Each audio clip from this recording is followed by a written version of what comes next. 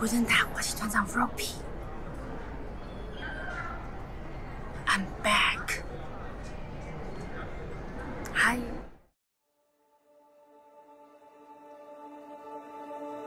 对你来说，旅行的意义是什么？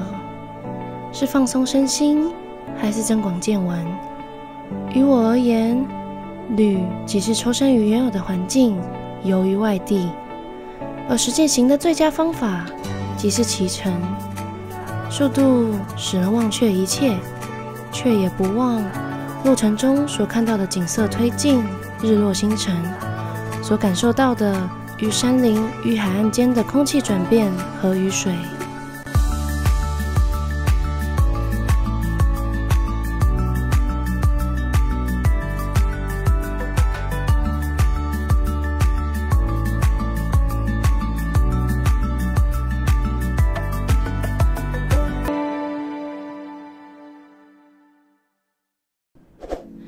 现在时间是凌晨3点，几乎没有休息的我，准备去和这次的旅伴阿明会合。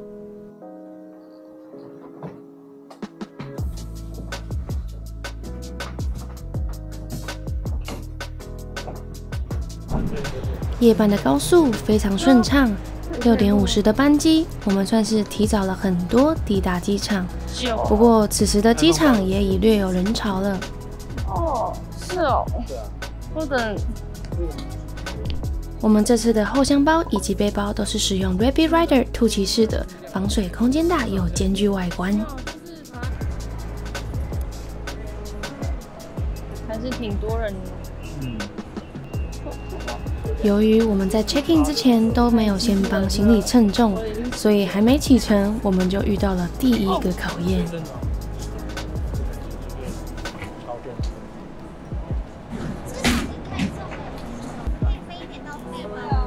可以啊。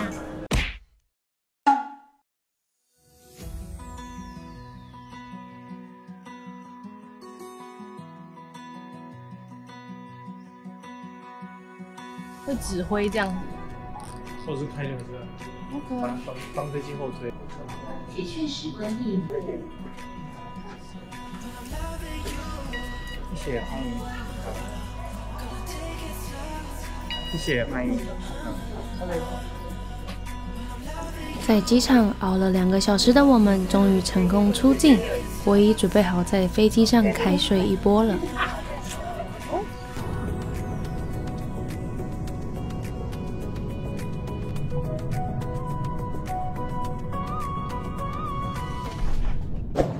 我们终于出关了。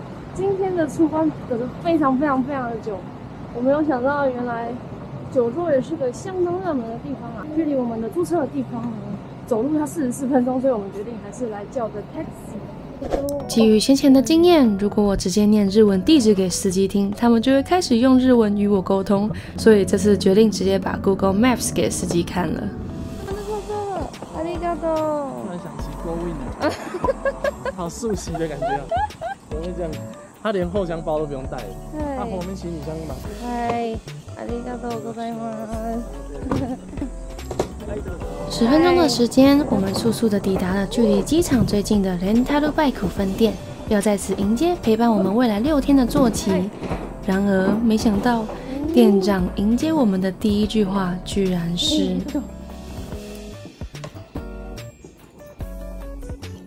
日本語は大丈夫ですか？少し。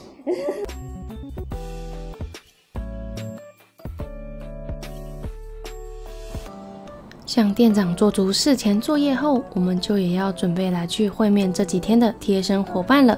我得老实说，我是既期待又怕受伤害，因为我只确认了坐咖我可以，但还没有实际跨上车过。没错，那就是我期盼已久的 Kawasaki Z900 RS。在这里，店长又再次相当专业且详细的向我们介绍车子的每一处细节。除了操作面的介绍外，店长也会带我们过所有车子有的伤痕，以确保我们的权益，同时也告诉我们哪些使用痕迹是需要赔偿的，哪些是可以视为正常使用。虽然说是这么说，但Rentalu Bike这里的每一台车状况都极好，非常赏心悦目。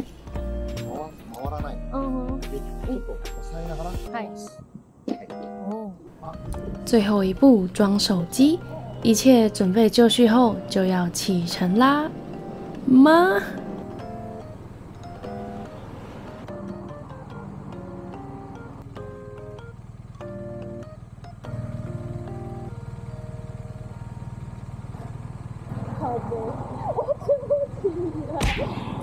没错，我所担心的事情来了，我居然踩不到地，怎么会？明明坐高都算好是没问题的，但却立不起来。我想此时店长的脸都要绿了，想说他的宝贝车是不是要被我毁了？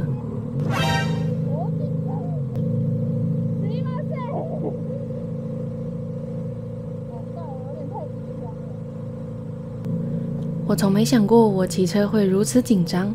不过幸好，最后发现我起步的那块地其实是个斜坡，所以还是顺利的出发了。九州重机行正式启程啦！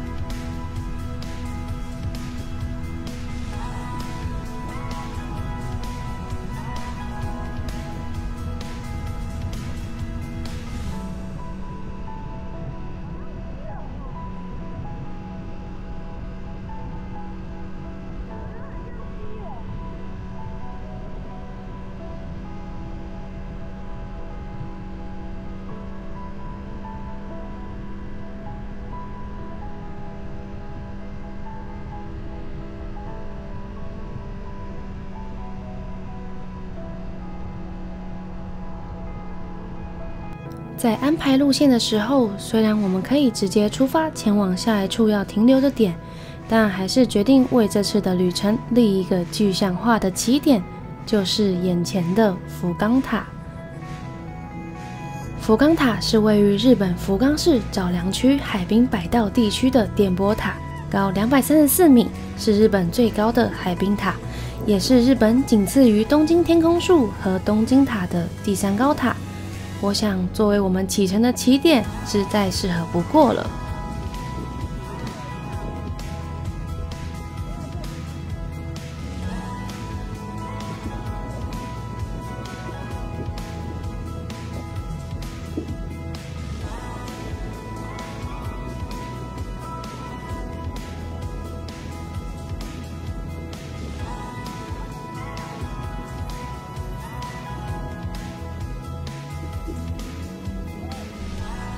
接着，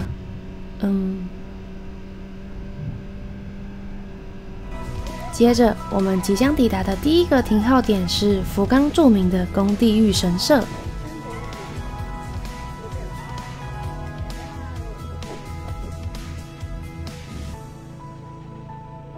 好像不错哎。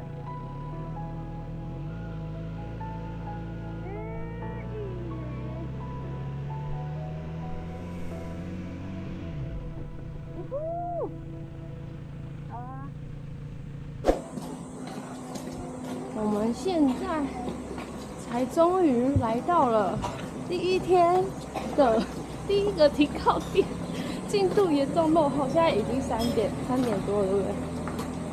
然后今天预计要骑5个小时，我们大概才骑了1/5。没错，还要加把劲。今天第一个点来到的是宫地御神社。其实我在查这个点的时候，可以看到就是这边有很长的楼梯。那其实爬到最上面，眺望后面就会是，所以大家其实蛮推荐来这边看夕阳。没错，但现在日正当中，我们就加把劲，赶快把它走完吧。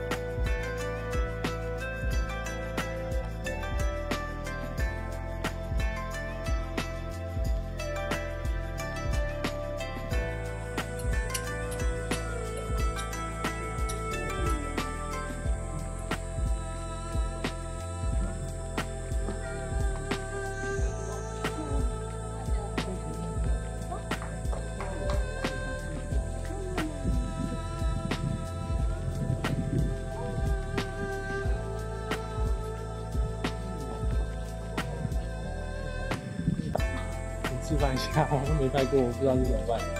先进2次，然后再拍2次，然后再进1次。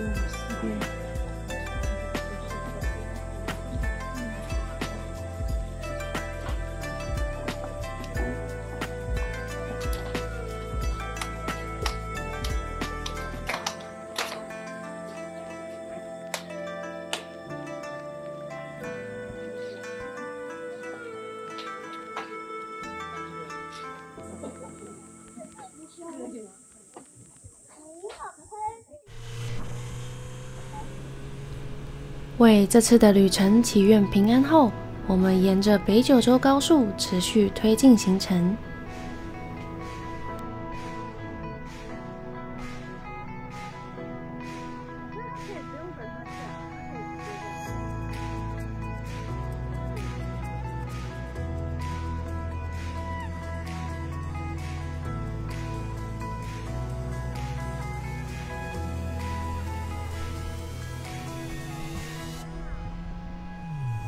下一个我们要前往的地点是若户大桥，它是日本大型桥梁的鼻祖，全长2.1公里，于修建的当时是东洋第1的悬索桥。你问我们为何要来这里？其实纯粹只是因为它就像是旧金山大桥一般。那既然去不了美国，就来九州的若户大桥吧。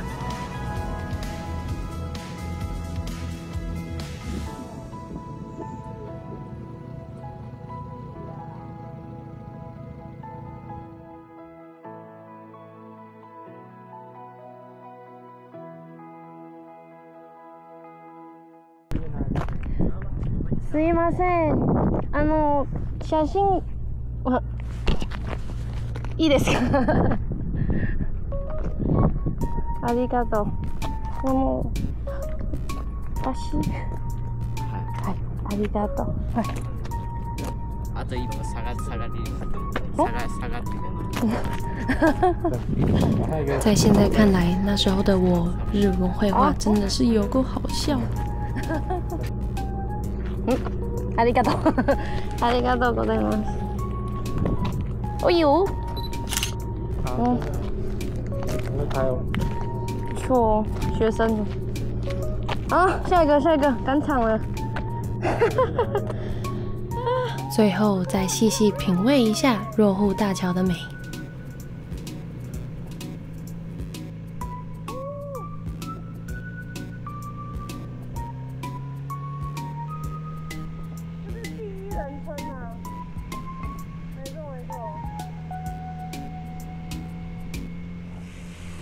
今天的最后一个行程，看到前方的 Supra 就知道我们要开始跑山了。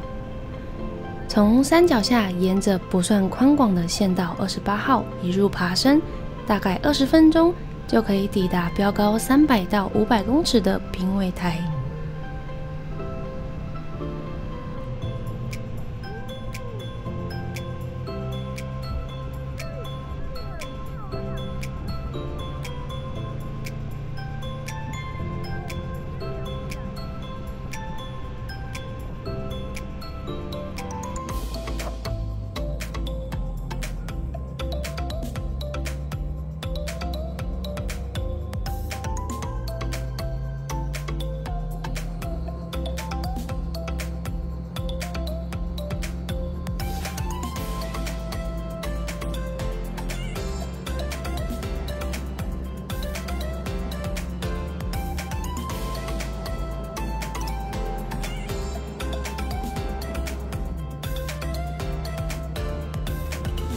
评委台是日本科斯特地貌的代表地之一，分散在草原上的大量石灰岩，远看仿佛是在漫步的羊群一般，和地下的钟乳石洞一同被列为了天然纪念物，皆是属于九州国家公园的一部分。用说的或许无法让大家感同身受，等待享受完这回山路的骑行，就直接用画面让大家眼见为凭吧。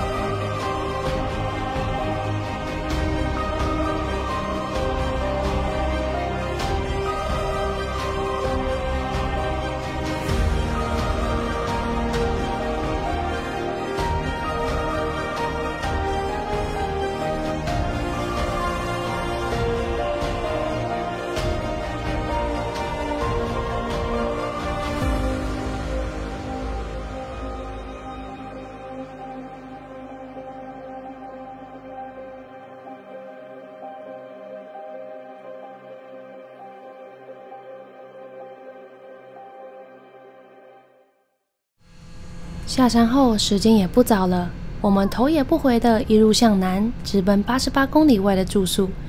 然而，我却在几乎无可停靠的高速上错过了最重要的加油站，进而导致今晚最惊魂的一段没油的 N 档下滑之旅。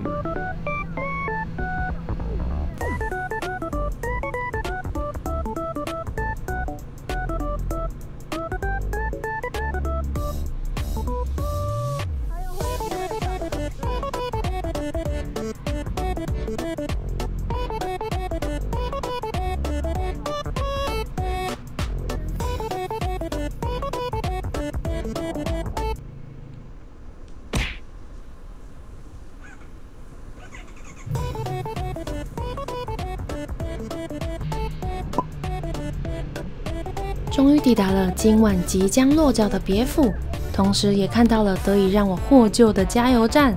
此刻的心情只能说是欣喜若狂，也没想到在日本自助加油的初体验会是在这样的情况下到来。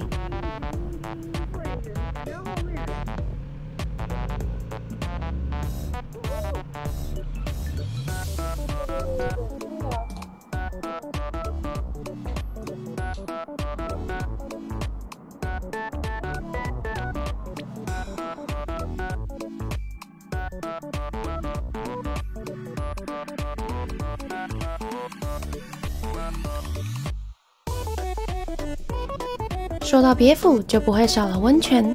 为了慰劳旅途的第一天，我们入住了当地的温泉旅馆别府 Nagomizuki。整体而言是简单干净且宽敞的榻榻米风格。